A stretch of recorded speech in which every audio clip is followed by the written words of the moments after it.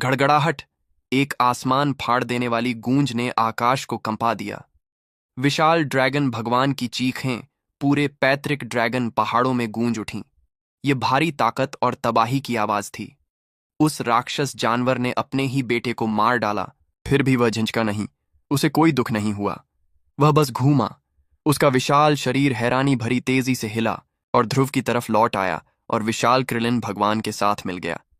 जब वे पैतृक ड्रैगन कबीले के खंडहरों से गुजरे तो उन्होंने अपने पीछे सिर्फ मौत छोड़ी।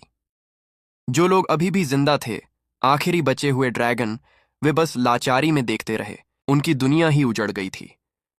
कुछ लोग बुरी तरह कांप रहे थे, हिल भी नहीं पा रहे थे क्योंकि डर से उनका शरीर सुन्न हो गया था। कुछ लोग घुटनों पर गिरकर रहम की भीख मांग रहे थे। उनकी आंखों में ऐसे सवाल थे जिनका जवाब कभी नहीं मिलना था। कुछ लोग चीख रहे थे, पागलों की तरह रो रहे थे, अपने प्यारों को आखिरी बार गले लगा रहे थे, ये जानते हुए कि उनका वक्त आ गया है। इस तबाही को किसी से कोई मतलब नहीं था। उसने सुना, उसे कोई परवाह नहीं थी। उसने देखा नहीं। चाहे वे बुजुर्ग हों जो हजारों सालों से जिंदा थे, या जवान जो अभी बड़े भी नहीं हुए थे, या फिर अपने माँ बाप की गोद में बैठे बच्चे, सबका नसीब एक जैसा था। तबाही के पंजे उन सब तक पहुंच गए। एक एक करके वे मिट गए। एक जमाने का शानदार पैतृक ड्रैगन कबीला, एक नस्ल जो न जाने कब से चली आ रही थी, अब खत्म हो चुकी थी। शायद यह उसके चारों ओर फैली मौत की वीरानगी थी, या शायद उसकी आत्मा पर किसी अनदेखे बोझ का वजन था।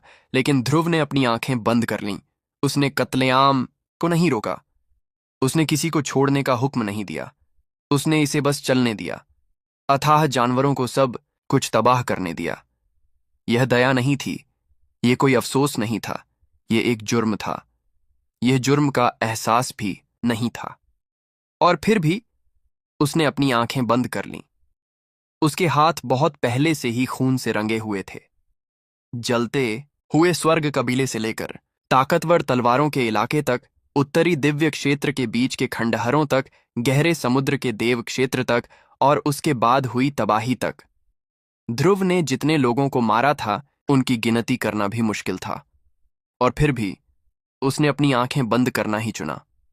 यह पछतावा नहीं था, बस यही एक काम बचा था जो किया जाना था। तबाही और बर्बादी की आवाजें धीरे धीरे धीमी पड़ गईं, क्योंकि जिंदगी के आखिरी निशान भी मिट गए। एक भी ड्रैगन नहीं बचा। ध्रुव की दिव्य समझ सही थी। हर ड्रैगन खत्म हो गया था, सिर्फ जिस्म से ही नहीं बल्कि आत्मा से भी। आखिरकार उसने अपनी आंखें खोलीं। जब वह नीचे उतरा तो उसकी निगाहें ठंडी और बेरंग थीं। वह उन खंडहरों के बीच उतरा जो कभी पैतृक ड्रैगन कबीले का शानदार घर हुआ करता था। उसके पैरों ने एक आलीशान इमारत के टूटे हुए टुकड़ों को छुआ, एक मजबूत ढांचा जो किसी तरह तबाही झेल गया था। बिना किसी झिझक के आगे बढ़ते हुए वह उसके उजड़े हुए हॉल से गुजरा, जहां पुरानी ताकत के निशान अभी भी हवा में तैर रहे थे। उसे मलबे के अंदर एक बंद हॉल तक पहुंचने में ज्यादा वक्त नहीं लगा। एक ऐसी जगह जो कई दीवारों से सुरक्षित थी, मजबूत मोहरों की परत दर परत जो कभी बहुत ताकतवर हुआ करती थीं, पर अब वे बेकार थीं।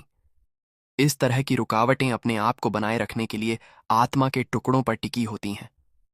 और अब जब उन आत्माओं के मालिक मर चुके हैं, ध्रुव की ताकत के सामने वे रुकावटें हवा में फुसफुसाहट की तरह गायब हो गईं। वह आगे बढ़ता गया, पुराने ड्रैगन कबीले के खंडहरों के नीचे और गहरे उतरता गया। हर कदम के साथ हवा भारी होती जा रही थी, और जैसे जैसे वह अनजाने में आगे बढ़ रहा था, पुरानी ताकत के निशान और भी घने होते जा रहे थे। आखिरकार वह एक बहुत बड़े हॉल के सामने पहुंचा, जिसका जबरदस्त आकार ही उसकी अहमियत बता रहा था। उस पर शानदार और गंभीर ड्रैगन की मूर्तें खुदी थीं, जो वेदी के दरवाजे पर खड़े पहरेदारों, हमेशा के रखवालों जैसे लग रहे थे। हॉल के बिल्कुल आखिर में एक बहुत बड़ा पत्थर का दरवाजा उसके सामने आ गया। उसकी सतह पर ड्रैगन की बारीक नक्काशी थी, जो पत्थर में इतनी गहराई से उकेरी गई थी कि वे लगभग जिंदा लग रहे थे। उनकी आंखें एक पुरानी गहरी मौजूदगी से चमक रही थीं। देखने वाले को कंपी छूट जाए। फिर भी ध्रुव झिझका नहीं। धड़कते दिल के साथ वह आगे बढ़ा और दरवाजे पर हाथ रखकर अपनी पूरी ताकत लगा दी। उसकी ताकत आसमान को चीर सकती थी, एक ऐसा लेवल जो हजारों, और फिर भी दरवाजा नहीं हिला, 1 इंच भी नहीं। उसे एहसास हुआ। उसी पल ध्रुव को याद आया विहान्नी के शब्द। जैसे ही उसने अपना हाथ उठाया, उसकी उंगलियां फट गईं और खून की बूंदें उस अक्षर पर गिरीं। एक गहरी पुरानी गूंज उठी। धीरे धीरे वह हल्की हल्की चमक रही थी, मानो दरवाजे के पार कुछ अद्भुत चीज बन रही हो। विशाल दरवाजा कांप उठा। ड्रैगन की नक्काशी मानो अपने असली मालिक को पहचान रही हो। धीरे धीरे पत्थर अपनी जगह से हट गया। जैसे ही वह चौड़ा खुला, ध्रुव को अंदर आने का न्योता दे रहा हो। दहलीज के पार उसके अंदर एक बेचैनी थी और ध्रुव बिना किसी झिझक के आगे बढ़ गया। हल्के सोचे समझे कदमों से ध्रुव धीरे धीरे कमरे में आगे बढ़ा। जैसे ही उसने दहलीज पार की, विशाल पत्थर के दरवाजे उसके पीछे बंद हो गए, जैसे कि उसे ऐसी जगह में कैद कर लिया हो जहां वक्त का कोई असर नहीं था। लगभग तुरंत ही कमरा रोशन हो उठा। दिए जल उठे। एक पुरानी सुनहरी रोशनी बिखेर रहे थे जिसने पूरी जगह को रोशन कर दिया। लेकिन ये कोई मामूली दिए नहीं थे। हर एक ड्रैगन की आग से जल रहा था। उनकी लपटें हमेशा के लिए थीं, जो बीतने के ड्रैगन की अशुद्धियों से पाक थीं, जिनमें से हर एक इतिहास का वजन और कुछ इच्छा शक्ति के निशान लिए हुए था। हवा में एक अजीब वजन था, इतना ज्यादा कि मानो वह किसी को गहरी नींद में सुला रहा हो। यह एक पवित्र आराम करने की जगह थी जिसमें कोई आम इंसान कभी नहीं। यह एक पवित्र छोटी थी। जैसे ही ध्रुव ने ठंडी पुरानी हवा में सांस ली, उसकी निगाहें कमरे के बीचों बीच टिक गईं। यहां एक विशाल पत्थर के ताबूत पर जो मां उसके अंदर आराम कर रही हैं, वह सो रही हैं। विहान्नी के शब्द उसके मन में गूंज रहे थे। हर शब्द उसके मन पर भारी बोझ डाल रहा था। उसकी दिल की धड़कनें तेज हो गईं। वह अपने जज्बातों से लड़ने लगा, फिर भी उसने खुद को काबू में रखा। वह कदम दर कदम आगे बढ़ा, दम घोंटू। पैतृक ड्रैगन कबीले में एक सदस्य इस नज़ारे को देखने के लिए पुराना, ताकतवर, क्योंकि इस हॉल में जितना आगे कोई बढ़ता था, उसका वंश उतना ही शुद्ध होता था। ड्रैगन की आभा ने जितना आगे कोई बढ़ता था, उसका वंश उतना ही शुद्ध होता था। और फिर भी ध्रुव, एक इंसान, बिना किसी रुकावट के आगे बढ़ रहा था। ड्रैगन की आत्मा ने उसे रोकने के बजाय उसका स्वागत किया। ड्रैगन की आभा ने उसे रोकने के बजाय उसका स्वागत किया। और जैसे ही वह पत्थर के ताबूत के पास पहुंचा, उसे पता चला कि वह ठीक वहीं है जहां उसे होना चाहिए। बेशक ध्रुव ड्रैगन वेश धारण जाने से पहले ही वह ठीक बंधनों का कोई आभास हुआ था, इसलिए उन्हें शिखरों के पास उनको कोई आभास हुआ था। इसीलिए वे घुसपैठियों को रोकने के लिए बनाए गए अवरोध, ड्रैगनिक आभा, इनमें से किसी ने भी उसे रोका नहीं। यह होना ही था।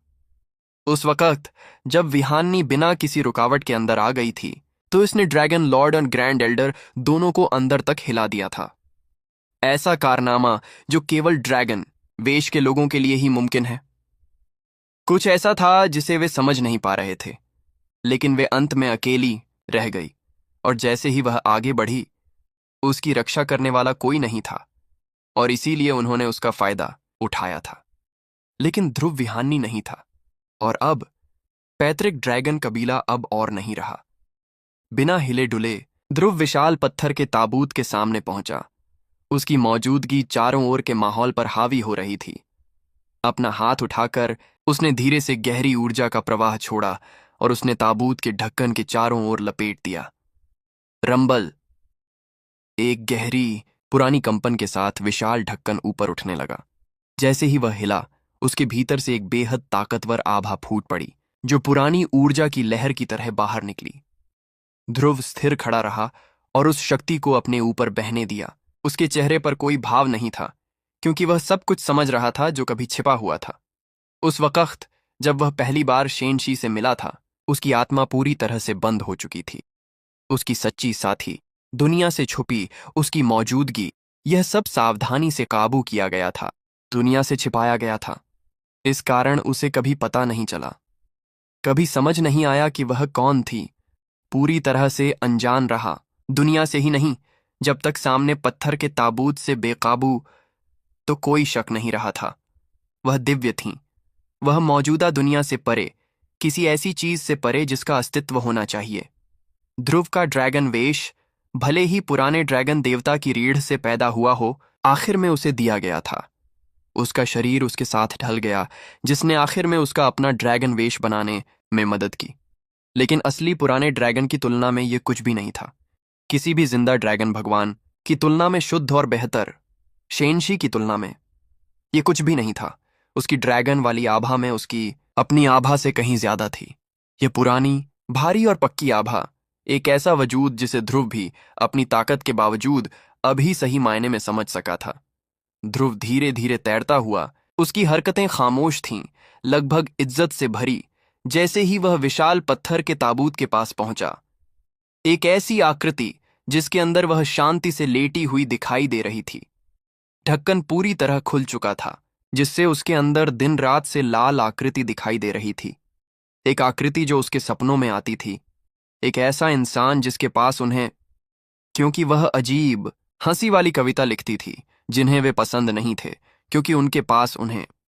एक ऐसी आकृति जिसे वह हमेशा के लिए थामे रखना चाहता था, उसे गायब न होने देना चाहता था, उसे फिर कभी न खोना चाहता।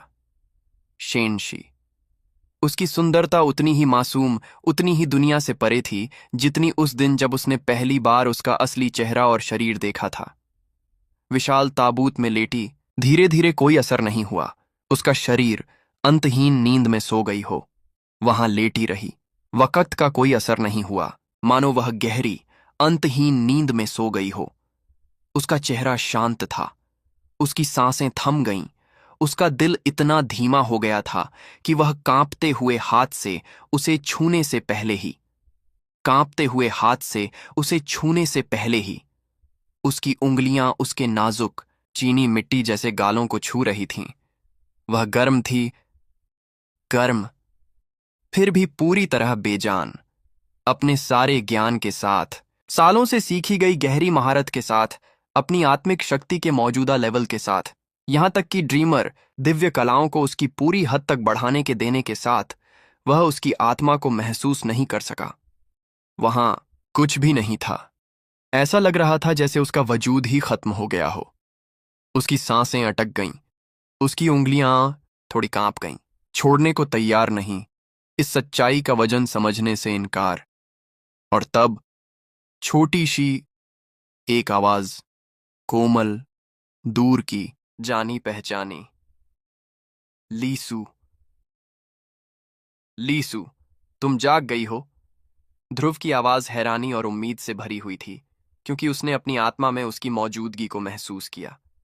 वह धुंधली और हिलती हुई थी, मानो वह अभी भी होने और न होने के बीच के फासले में भटक रही हो, कभी पास, कभी इतनी दूर कि उसे डर लगता कि वह हमेशा के लिए दूर चली जाएगी। कुलदेवता की आत्मा, यह ऐसा भाग्य था। मैंने इसे महसूस किया था, आपकी आत्मा को जगाने, और महसूस किया था मजबूत, और इसने मुझे ठीक कर दिया था। लीसू की आवाज कमजोर थी, लेकिन उसके शब्दों ने ध्रुव के पूरे वजूद में झटके भेज दिए। पितृदेवी की आत्मा ने उसे ठीक कर दिया। इसके पहले स्वास्थ्य की देवी लीसू ने ध्रुव को पहले ही बता दिया था कि उसका ठीक होना उसकी ताकत पर निर्भर है। वह जितना ज्यादा ताकतवर होगा, वह उतनी ही जल्दी ठीक हो जाएगी। हालांकि दिव्य गुरु की बीच की हालत से बढ़कर आखिरी हालत तक पहुंचने के बावजूद उसकी हालत में अब बदलाव नहीं आया था।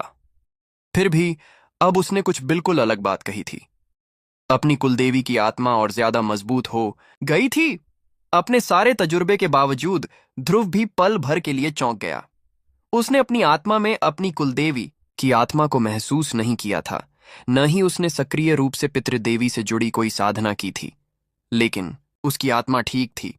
ध्रुव के शरीर से निकलने वाली आत्मा का एहसास। उसने सोचा था कि वह काफी देर तक गहरी नींद में सोएगी, और फिर भी वह यहां थी।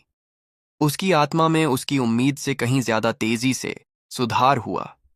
यह इतना अचानक था कि उसके पास इसका कोई जवाब नहीं था।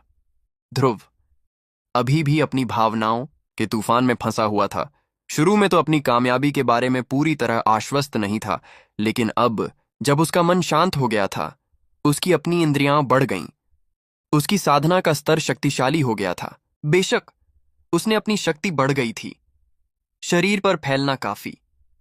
फिर भी इसके अलावा वह कुछ भी अलग महसूस नहीं कर सका। बदलाव का कोई साफ सबूत नहीं था। अलग दिव्य सार में कोई बदलाव नहीं था, सिवाय इसके अलावा वह अनकही बातों को कुलदेवी की आत्मा की अचानक मजबूत हो गई थी। लेकिन इसके पहले वह इस बात पर ज्यादा सोच पाता, लीसू की आवाज एक बार फिर उसके दिमाग में घूम गई। यह मजबूत हो गई थी। मुझे यकीन नहीं हो रहा था कि वह इस पर और ज्यादा सोच पाता। लीसू की आवाज एक बार फिर उसके दिमाग में घूम गई। यह ऐसी चीज नहीं है जिसे आप समझ सकें। ध्रुव ने सांस छोड़ी, इसके पहले कि उसका थका हुआ दिमाग उस बात पर जाए जो सबसे जरूरी थी। लीसू, क्या शेनशी की मदद कर सकती हो? उसकी आवाज शांत थी, लेकिन अंदर उम्मीद का एक नकारा न जा सकने वाला वजन था। एक पल की खामोशी, तभी लीसू की कोमल आवाज वापस आई। मेरी मौजूदा हालत में मैं ऐसा नहीं कर सकती। ध्रुव को जब यह जवाब मिला, लेकिन उसने पहले से ही इसकी उम्मीद की थी। उसका दिल बैठ गया, लेकिन उसने निराशा को जड़ें नहीं जमाने दी।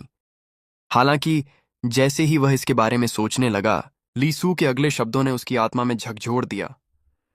लेकिन अगर आप अपनी पैतृक देवी आत्मा में एक और कामयाबी हासिल करते हैं, मुझे यकीन है कि मैं उसे ला सकती हूं, और वह छोटी लड़की आत्मा वापस जिंदा।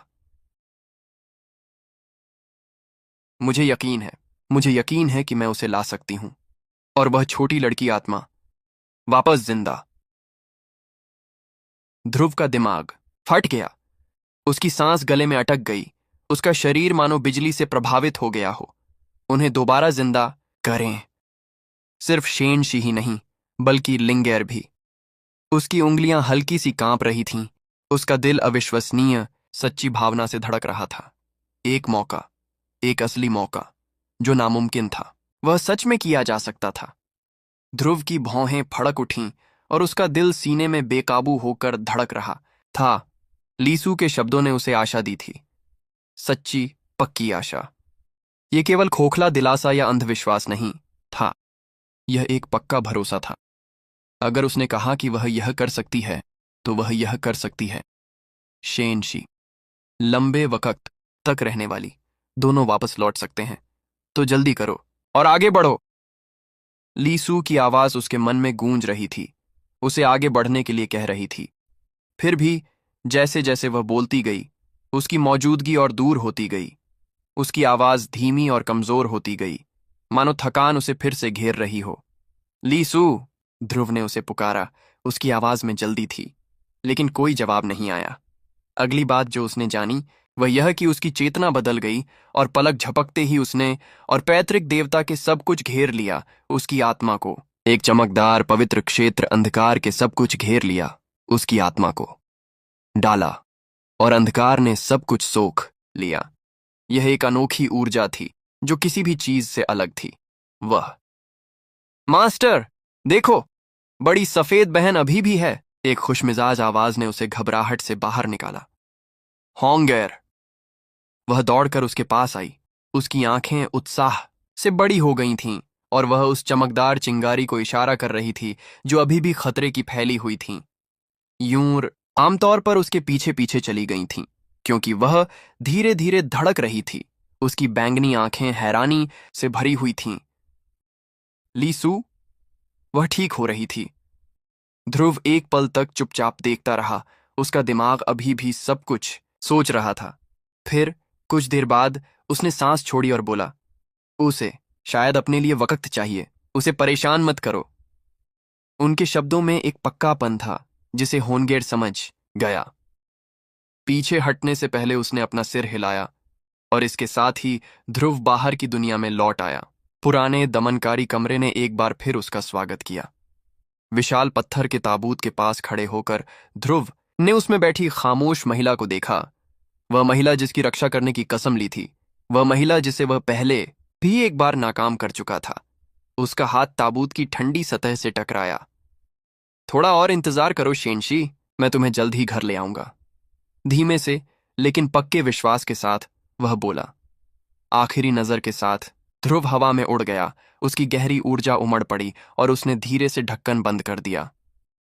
पुआम! जब ध्रुव ताबूत की अव्यवस्था की गहरी ऊर्जा उमड़ पड़ी और उसने धूसर रंग की श्रृंखला फेंककर उसे अपने कंधों के ऊपर उठा लिया, एक भयंकर तूफान की तरह धधक उठा और उसने अपनी कोहनी में गहनों की तरह जड़े हुए पृथ्वी की दरारों पर झपट्टा मारा।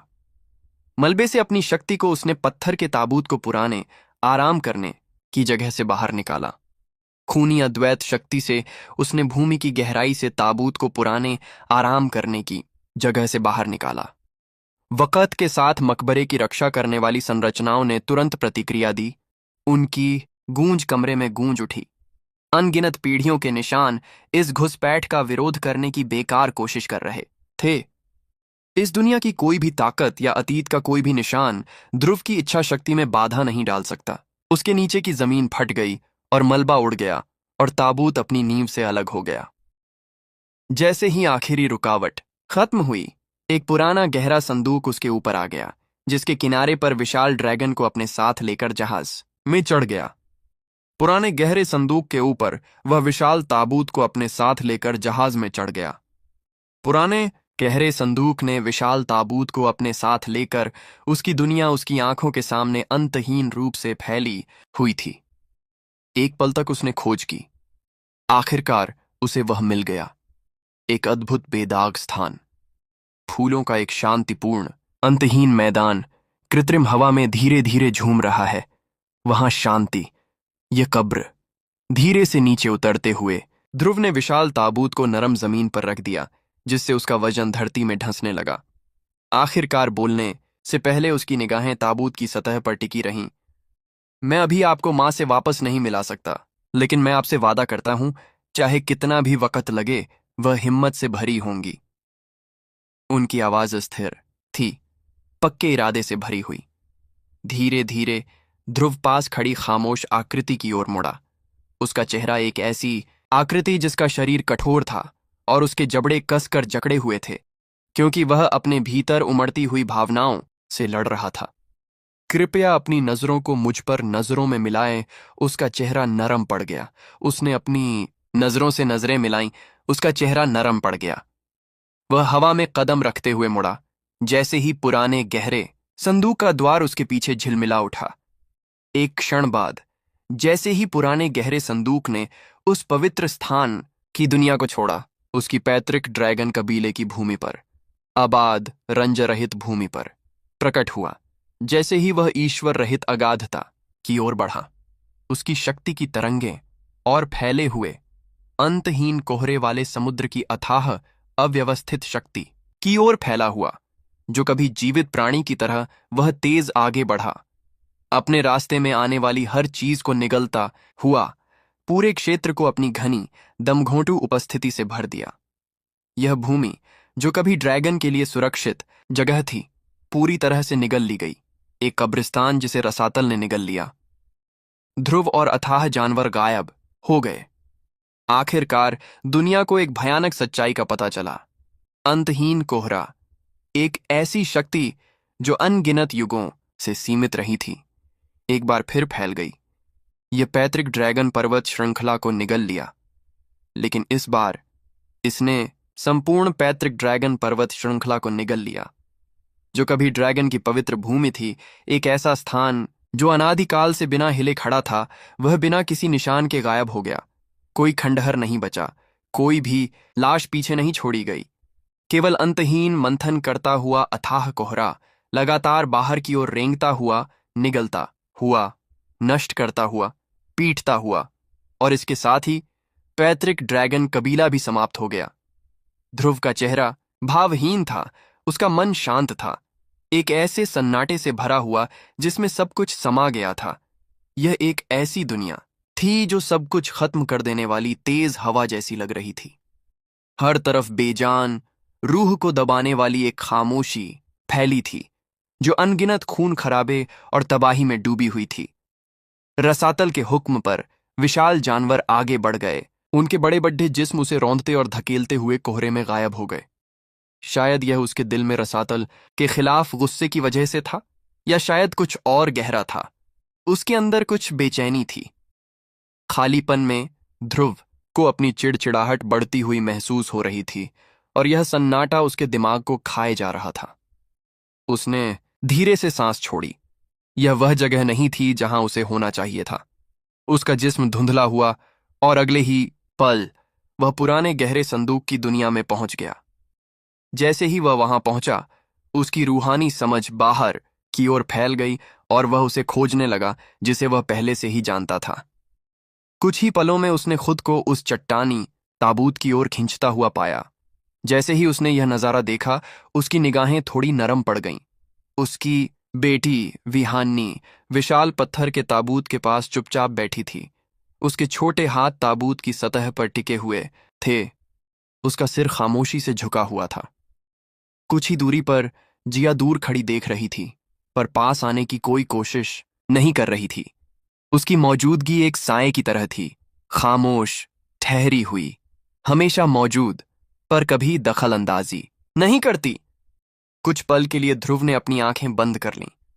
उसने उस नज़ारे को अपने मन में बसने दिया और अपने ख्यालों को इकट्ठा करने के लिए खुद को मजबूर किया। एक गहरी सांस, काबू पाने की एक कोशिश। जब आखिर में उसने अपनी आंखें खोलीं, तो वह मुड़ा और दूसरी दिशा में उड़ गया।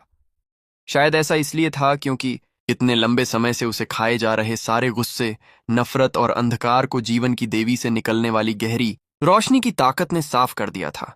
शायद ऐसा इसलिए था क्योंकि लंबे समय के बाद पहली बार उसका मन साफ था। लेकिन अब जैसे ही गुस्से का कोहरा छौंटा, उसका जिस्म थोड़ा कांप उठा। दर्द से नहीं, थकावट से नहीं, लेकिन ऐसा कुछ था, कुछ गहरा, सच्चा और बेकाबू उसके अंदर उभर रहा था। लेकिन ऐसा कुछ था जिसका वह सामना नहीं करना चाहता था। ध्रुव ने अपने दांत पीसते हुए उन ख्यालों को दूर कर दिया, लेकिन उसने जितनी भी कोशिश की, वह लगातार इनकार करता रहा। शैतान रानी, एक बार फिर से। ध्रुव की आवाज फुसफुसाहट से थोड़ी ही ऊंची थी। उसके शब्द उसके आसपास के सन्नाटे में बिखर गए। उसका दिल धड़क रहा था। यह दर्द किसी जिस्मानी घाव से नहीं, बल्कि किसी बहुत कहीं गहरे घाव से। आप ठीक कह रही थीं। वह आज बहुत आगे निकल गया था। उसने अनगिनत लोगों की जान ली थी, इतनी ज्यादा कि वह कभी गिन भी नहीं सकता था। और फिर भी यह उसके हाथों पर लगा खून नहीं था जो उसे परेशान कर रहा था। यह बेरहमी थी। इसकी जरूरत नहीं थी, बल्कि ध्रुव ने खुद को नीचे गिरने दिया था। एक गहरे राक्षस के रूप में ड्रैगन लॉर्ड ने भले ही एक पल के लिए अपने ही बेटे को मारने का हुक्म दिया था। उस बिगड़े हुए खराब रूप में भी उसके वजूद का एक हिस्सा झिझका था। लेकिन ध्रुव, वह नहीं झिझका। उसकी नफरत पक्की थी। उसका हुक्म पूरा असरदार था। और पिता ने अपने बेटे को खा लिया था उसकी वजह से। वह भी एक पिता था। वह जानता था। वह जानता था कि अपने बच्चे को खुद से ज्यादा प्यार करने का क्या मतलब होता है। और इसलिए वह यह भी जानता था कि अगर ड्रैगन लॉर्ड की आत्मा अभी भी कहीं मौजूद है, उसका छोटा सा टुकड़ा भी रसातल में, तो वह बेहिसाब दर्द से भरा होगा, बेहिसाब नफरत। ध्रुव का जिस्म कांप उठा। उसकी उंगलियां मुट्ठियों में कस गईं। मैंने गुनाह किया है। एक बार फिर वह धीरे धीरे जमीन पर गिर पड़ा। उसकी मुट्ठी ढीली हो गई। उसका सिर नीचे झुक गया। हर चीज का वजन उसकी रूह पर दबा हुआ था, न सिर्फ आज का, बल्कि हर चीज का। उसने जितने भी लोगों की जान ली थी, उसने जो भी फैसले किए थे, सारी नफरत जो उसने सही थी, वह जितना ज्यादा गहरे रसातल में डूबता गया, उतना ही ज्यादा वह खुद को खोता गया। लेकिन ईश्वरीय क्षेत्र को जिंदा रखने के लिए यही एकमात्र रास्ता था। उसकी अपनी बातें ही उसे कड़वी लगीं। वे सच थीं। वह जानता था कि वे सच थीं। लेकिन फिर क्यों? ये एक बहाना क्यों लग रहा था? उसने अपनी आंखें बंद कर लीं, लेकिन उसकी रूह बिखरी हुई थी। उसके ख्याल आपस में उलझ गए, आपस में लड़ रहे थे। लीसू की सफाई की गर्माहट ने उसके गुस्से को तो दूर कर दिया था, लेकिन वह मन के तूफान में खोया हुआ था। उसे पता नहीं था कि वह कहाँ कितनी देर तक रहा, अपने ही मन के तूफान में खोया हुआ। लेकिन फिर एक गर्माहट, एक छुअन जिसे उसने पूरी तरह से कोमल बाहों ने उसे गले लगा लिया, उसकी पीठ को थामा मजबूती से और बिना हिले। वह एक पल के लिए अकड़ गया, फिर धीरे धीरे उसका जिस्म ढीला पड़ गया। उसका तूफान शांत हो गया और पहली बार न जाने कितने वक्त बाद ध्रुव की आहें चुपचाप बह निकलीं। उसकी रूह, उसकी खुशबू, उसकी गर्माहट, वे उस पर हावी हो रही थीं। उसकी टूटी हुई रूह की दरारों से रिस रही थीं, अंदर से घुल रही थीं। यह एक ऐसी गर्माहट थी जिसकी उसे जरूरत थी, इसका उसे एहसास ही नहीं था। वह गर्माहट जो अनजान फिर भी इतनी जानी पहचानी सी महसूस हुई, एक गर्माहट जिसे उसने रसातल को अपनाने से मना कर दिया था। ध्रुव ने धीरे से अपनी आंखें खोलीं।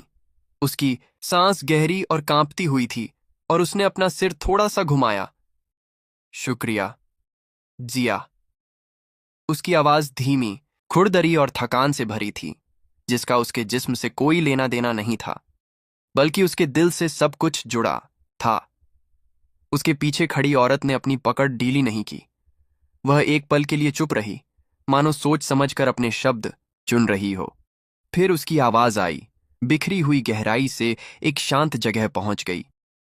हम पति पत्नी हैं, क्या सच में शुक्रिया की जरूरत है?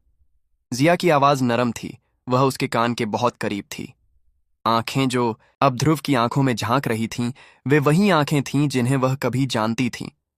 वे आंखें जिन्होंने बहुत ज्यादा मौत, बहुत ज्यादा नफरत, बहुत ज्यादा नुकसान देखा था।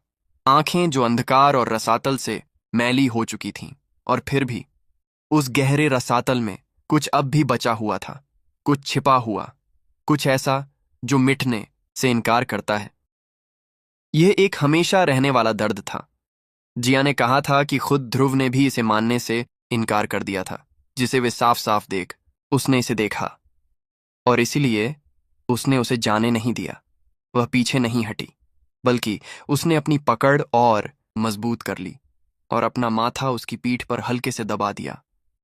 उसने उसे यह नहीं बताया कि सब ठीक हो जाएगा। उसने उसे यह नहीं बताया कि वह राक्षस नहीं है। वह बस वहां खड़ी रही, खामोश, मौजूद, बिना हिले, क्योंकि इस पल में वह समझ गई ध्रुव को बचाने की जरूरत नहीं थी, उसे बस किसी के साथ रहने की जरूरत थी। मैं नहीं पूछूंगी कि बाहर क्या हुआ, जिया ने धीरे से कहा। उसकी आवाज में बिना कहीं समझ का वजन था। लेकिन अगर तुम थक गए हो तो थोड़ा आराम कर लो। उसके शब्द नरम थे, कोई हुक्म नहीं, बल्कि एक पेशकश थी। लेकिन ध्रुव ने सिर्फ अपना सिर हिलाया। उसके होंठों पर एक कड़वी मुस्कान थी। बाद में आराम करने का वक्त होगा। आराम कैसे कर सकता था? दुनिया का वजन, हर चीज का वजन अभी भी उसके कंधों पर दबा हुआ था। इसके बजाय उसने एक हल्के इशारे से अपना हाथ उठाया और फिर उसे अपने पास बैठने का इशारा किया। वह एक पल के लिए झिझकी और फिर उसके पास बैठ गई। मौजूदगी ने तुरंत भारी माहौल को तोड़ दिया। मालिक, क्या आप और आपकी पत्नी हमारे साथ खेलने आए हैं? एक चमकदार, शरारती आवाज हवा में आई। होंगेर। उसकी आंखें शरारत से चमक उठीं जब वह जोश में थोड़ा उछलते हुए उनकी ओर देखकर मुस्कुराई। उसके बगल में एक और लड़की खड़ी थी, एक जिस्म जो होंगेर से काफी मिलता जुलता था, लेकिन ज्यादा शांत। उसकी बैंगनी आंखें शांत उम्मीद से भरी थीं। यूएर। उन्हें देखते ही ध्रुव की नजरें नरम पड़ गईं।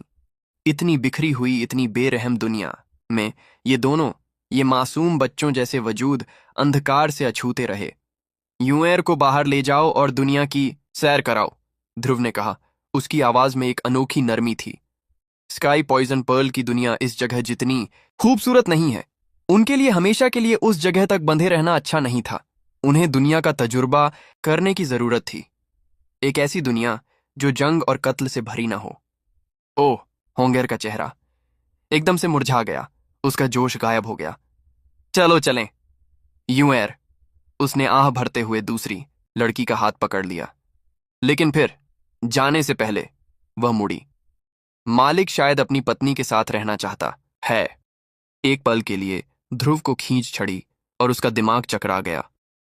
उसके बगल में जिया, जो बातचीत के दौरान ज्यादातर वक्त चुप रही थी, अचानक एक हल्की मीठी हंसी हंस पड़ी। हा हा हा।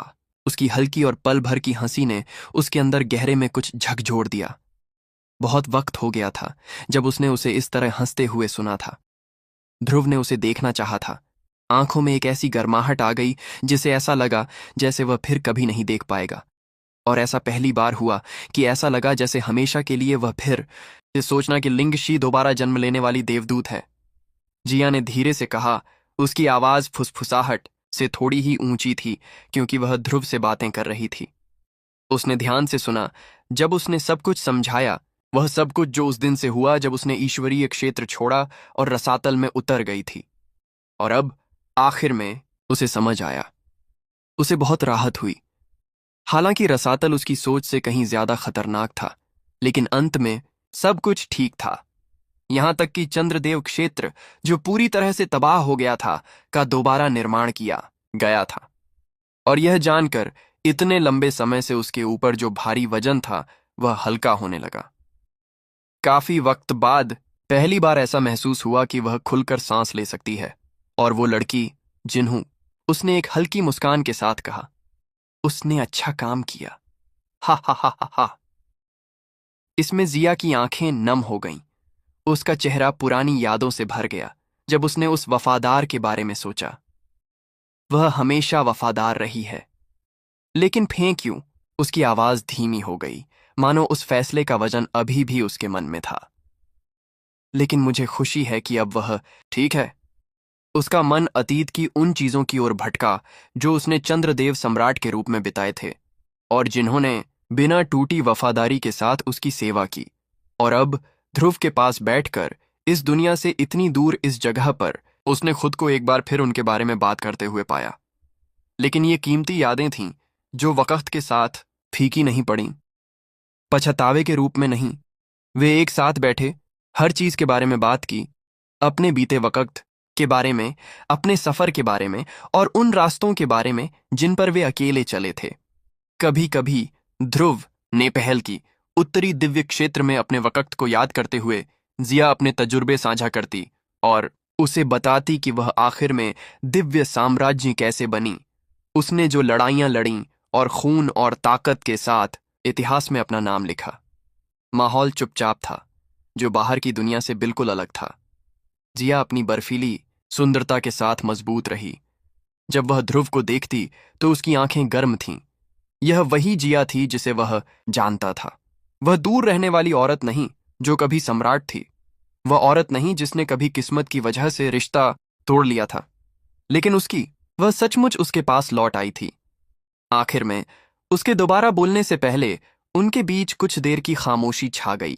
तो अब तुम्हारी क्या योजना है? क्या तुम ड्रीम डीवर में वापस लौटने की सोच रहे हो? उसकी आवाज शांत थी, लेकिन उसके नीचे चिंता की एक लहर थी। आखिरकार ध्रुव को कुछ समय पहले ही अगवा कर लिया गया था। उसकी ताकत बहुत बढ़ गई थी, लेकिन वह किसी से भी बेहतर जानती थी। वह अभी भी काफी मजबूत नहीं था। अभी तक नहीं। देवताओं के खिलाफ खड़े होने के लिए काफी नहीं, ऊंचे पुजारियों को चुनौती देने के लिए काफी नहीं, अथाह सम्राट का सामना करने के लिए काफी नहीं। और अगर वे अभी तक अंतहीन कोहरे में रह रहे हैं तो खतरा उतना ही ज्यादा बढ़ता गया। अगर वे प्राणी अंतहीन कोहरे में कदम रख देंगे तब उसकी असली पहचान खुलने का अंदेशा काफी बढ़ जाएगा। और अगर ऐसा हुआ तो यहां तक कि ध्रुव की ताकत बहुत बड़ी थी, रसातल के जानवरों की सेना और अंतहीन कोहरे की भारी शक्ति उसके काबू में थी, फिर भी वह अजेय नहीं था। हां, अंतहीन कोहरे के अंदर वह सबसे ऊपर राज करता था। लेकिन जिस पल देवताओं ने यह फैसला लिया कि कोहरा सम्राट को खत्म करना जरूरी है, वे अकेले काम नहीं करेंगे। वे ज्यादा सावधान रहेंगे। अगली बार अगर वे देवता सचमुच उसके खिलाफ चले तो वे अकेले नहीं आएंगे, वे एक साथ काम करेंगे। और वह एक ऐसी लड़ाई जिसे वह हारना नहीं सह सकता। यहां तक कि सिर्फ एक दिव्य रीजेंट स्टार के भगवान के साथ वह पहले से ही अपने सभी त्रुप के पत्ते खर्च करने के लिए मजबूर हो गया था। अगर 2 भगवान हमला करें, 3, इसका नतीजा भयानक होगा। वह यह खतरा नहीं उठा सकता, अभी नहीं। मेरे पास एक योजना है, लेकिन अभी नहीं। ध्रुव ने आखिरकार शांत पक्के स्वर में जवाब दिया। मैं पहले और मजबूत बनना चाहता हूं। असल में उसने पहले ही सभी अंदेशों पर सोच विचार कर लिया था।